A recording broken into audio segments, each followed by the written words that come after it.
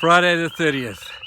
I'm competing today with the frogs and the crickets, the sounds of Africa. For those of you who maybe don't come from here, don't just love those beautiful, beautiful sounds, but I hope you can hear me above the voices of nature around me.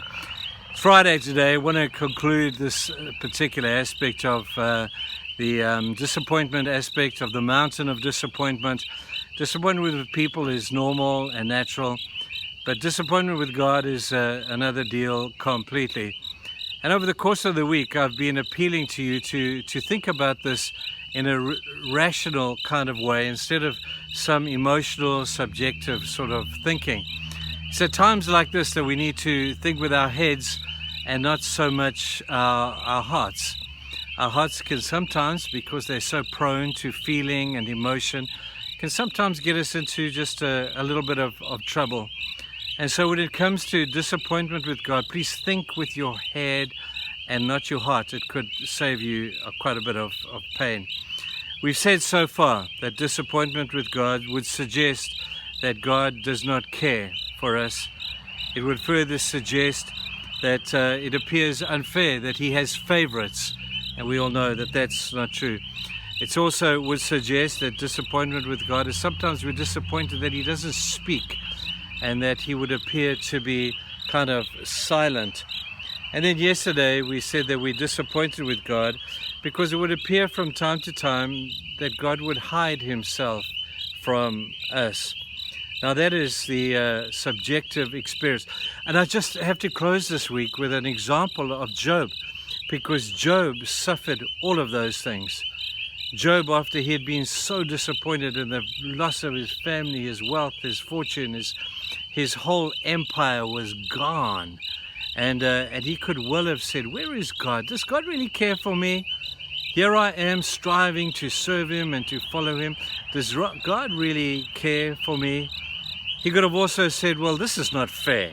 Why is it that God would judge me, and in such a way that I would lose all of that? What have I done wrong? I've done nothing wrong. This is just not fair. And he could have fallen into disappointment there. And he did. He often said, Lord, why are you silent? Why are you so silent? You don't speak to me. Tell me, please, if I've done something wrong. But God was silent. And it would have almost looked like God had hidden Himself from Job. And for a period of time, that's what it looked like. But it's not the truth. You see, even though it may appear to be that, do not be fooled. God was still there. Now, if you look at that from an objective point of view, you would have to agree with that first verse that we began the week by talking about, where in Ephesians 1 verse 9, it says that the ways of God are a mystery. Man, who can understand, who can comprehend His ways? Scripture tells us that His ways are far, far above our own. And you can't trust our ways because they're fickle and they lead and they're emotional. But God's ways are way above ours. And for true faith to grow, people, we've got to learn to trust God and not our instincts. Trust God and not our feelings, because God's ways are higher than us. He does what He wants to. He does what He wants to because He's God, not because He's being mean, but sometimes He does what He wants to because He wants to test us. He wants to guide us. He wants to grow us. And He does everything in a plan for our good and ultimately for His glory. God is God, and He does according to the passage, according to His good pleasure. You see, His purpose, people, is far more important than ours. So the ways of God for us would appear to be a mystery. Can you trust that? Whatever you go through, don't get upset with God. He's God. It's just a test, as we said the other day. For goodness sake, pass the test. So those are some objective thoughts and some rational thoughts. But even though we sometimes answer the questions of the head, it doesn't always help the question of the heart. Let me give you one thing that may just help the question of the heart. The question of the heart is that when we are going through tough times, when things are not going as we would like for them to go, just be aware that you're in good company. I got to tell you, that helps me incredibly. Just to know that Moses went through this stuff.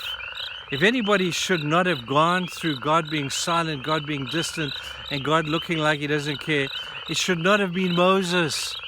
Moses was a great man. It shouldn't have been Abraham. Abraham was a man of faith. And yet I'm in good company when I go through it because he went through it. And even Jesus went through this kind of thinking.